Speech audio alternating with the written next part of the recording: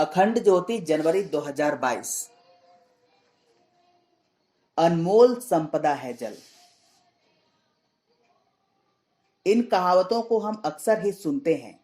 जल ही जीवन है, बिन पानी सब सून। इन कहावतों का आशय यह है कि पृथ्वी पर जीवन का आधार यहाँ मौजूद जल ही है। इसके अभाव में पूरी धरती एक रेगिस्तान में तब्दील हो जाएगी। हम भाग्यशाली हैं कि इस ब्रह्मांड में पृथ्वी ही एकमात्र ऐसा ग्रह है जो जल संपदा से परिपूर्ण है।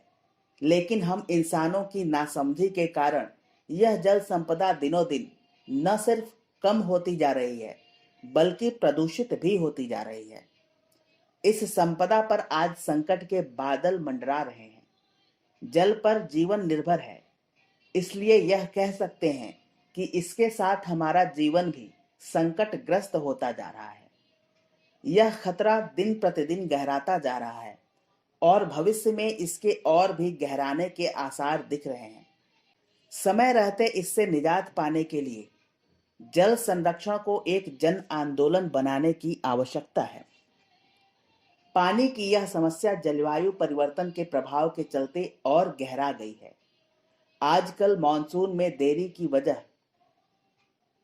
एक वजह बढ़ता प्रदूषण और इसके चलते हुआ जलवायु परिवर्तन भी है। देश में जल के गहराते संकट को देखते हुए सरकार ने जल शक्ति मंत्रालय का गठन किया है। सरकार ने ग्राम स्वराज्य के तहत यह घोषणा की है कि सन 2024 तक सभी घरों में शौचालय के साथ ही साथ प्रत्येक घर को नल से जल की आपूर्ति सुनिश्चित करेगी। सवाल यह उठता है कि घरों में जल की आपूर्ति के लिए वह जल कहां से लाएगी? क्या घरों में जलापूर्ति के लिए सरकार भी बोरिंग कर भूमिगत जल का ही उपयोग करने वाली है? यह सवाल इसलिए क्योंकि देश के कुछ हिस्सों में भूमिगत जल का स्तर विगत 4 दशकों में 20 से 50 फीट तक नीचे चला गया है। देश के कई ऐसे क्षेत्र हैं जहां अप्रैल आते आते ताल तलैया के साथ ही साथ हैंडपंप भी सूख रहे हैं। इसके तात्कालिक उपाय के रूप में राज्यों की सरकारें हैंडपंप की गहराई बढ़ाती जा रही है, पर चूंकि भूगर्भ जल तेजी से नीचे जा रहा है, अतः पेयजल का संकट दिन प्रतिदिन गहराता जा रहा है। देखा जाए तो 3 तरफ से समुद्र और उत्तर में हिमालय से घिरे राष्ट्र के समक्ष आज जो जल संकट पैदा हुआ है, वह हमारी अपनी ही देन है। वास्तव में हमने जल संरक्षण के अपने पारंपरिक तौर तरीकों को भुला दिया है। गांवों में आज भी यह कहावत प्रचलित है, ऊपर का जल ऊपर के लिए और नीचे का जल पीने के लिए। अर्थात दैनिक नित्य कर्म जैसे कि शौच, स्नान, कपड़े धोने, पशुओं और कृषि कार्य हेतु वर्षा के जल का उपयोग किया जाता था और खाना बनाने एवं पीने के लिए भूमिगत जल का जो कुओं से निकाला जाता था। वर्षा जल के संग्रह के लिए बावड़ी तालाब आदि थे, जिनकी देखभाल की जवाबदेही सभी की हुआ करती थी। हिमालय से निकलने वाली नदियों में भी साल भर शुद्ध जल का प्रवाह पर्याप्त मात्रा में रहता था। एक समय हिमालय पर बरगद, पाकड़, जामुन, महुआ आदि फलदार और जड़दार पेड़ होते थे, जो अपनी जड़ों से मिट्टी को बांधे रहते थे। वर्षा के समय इन्हीं वृक्षों की जड़ों के कारण बारिश का पानी हिमालय में रुका रहता था और फिर धीरे धीरे रिसते हुए नदियों में बहता रहता था। लेकिन अंग्रेजों ने रेलवे की पटरी के लिए वैसे वृक्षों को हिमालय में विकसित किया जो रेलवे की पटरी के लिए काम तो आते थे, पर उनकी छाया के नीचे घास भी पैदा नहीं होती थी। हमारी उपेक्षा और वनों की अंधाधुंध कटाई से हिमालय में धीरे धीरे जड़दार वृक्ष खत्म हो गए। परिणाम हमारे सामने है।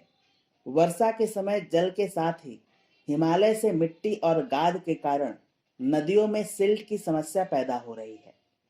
नदियों में जल प्रवाह और जल की मात्रा में तेजी से कमी आ गई है। जल प्रवाह घटने और नगरीय संस्कृति के प्रभाव में सीवरेज और गंदे जल को प्रवाहित करने से नदियां इतनी प्रदूषित हो गई हैं कि मनुष्य की बात तो दूर, पशु पक्षी भी उस जल का उपयोग नहीं करते। जल संकट का दूसरा सबसे बड़ा कारण है आधुनिकता और सुविधा युक्त हमारी जीवन शैली। एक व्यक्ति शौच और लघुशंका के लिए जब जब शौचालय जाता है तब तब फ्लश चलाता है। इस दौरान वह लगभग 4 से 5 लीटर शुद्ध पानी को गंदे नाले में बहा देता है। प्रति व्यक्ति यह बर्बादी कम से कम 30 से 35 लीटर प्रतिदिन तो है ही। पहले नदी या तालाब में स्नान करने के साथ ही साथ वहां कपड़े भी धो लिए जाते थे। आजकल घरों में वॉशिंग मशीन आ गई है। वॉशिंग मशीन में कितने जल का इस्तेमाल होता है, इसका कोई हिसाब नहीं। पेयजल के लिए घरों में लगी आरओ मशीन 1 लीटर पानी साफ करती है और आधा लीटर बेकार बहाती है। देश में उत्पन्न जल संकट का एक और बड़ा कारण है बोरिंग। आज गांवों से लेकर शहरों तक में बोरिंग के माध्यम से भूमिगत जल का तेजी से दोहन हो रहा है। सरकारें भी कृषि कार्य के लिए किसानों को बोरिंग पर सब्सिडी दे रही हैं। बोरिंग के कारण घटते भूमिगत जल स्तर का प्रभाव पेयजल के लिए लगाए गए हैंडपंप और कुओं पर पड़ रहा है। हालांकि इधर के वर्षों में भूमिगत जल को रिचार्ज करने और अपशिष्ट जल के पुनर्प्रयोग पर ध्यान दिया जा रहा है, पर समस्या के समाधान की दृष्टि से यह ऊंट के मुंह में जीरे के समान है। जल संरक्षण के लिए सरकार को सबसे पहले बोरिंग के उपयोग के बारे में कोई नीतिगत निर्णय लेना होगा।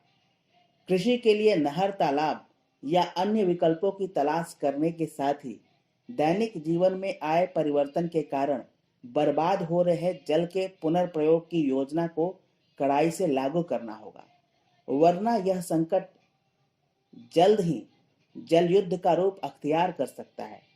अतः हमें समय रहते सावधान एवं सतर्क हो जाने की जरूरत है। धन्यवाद।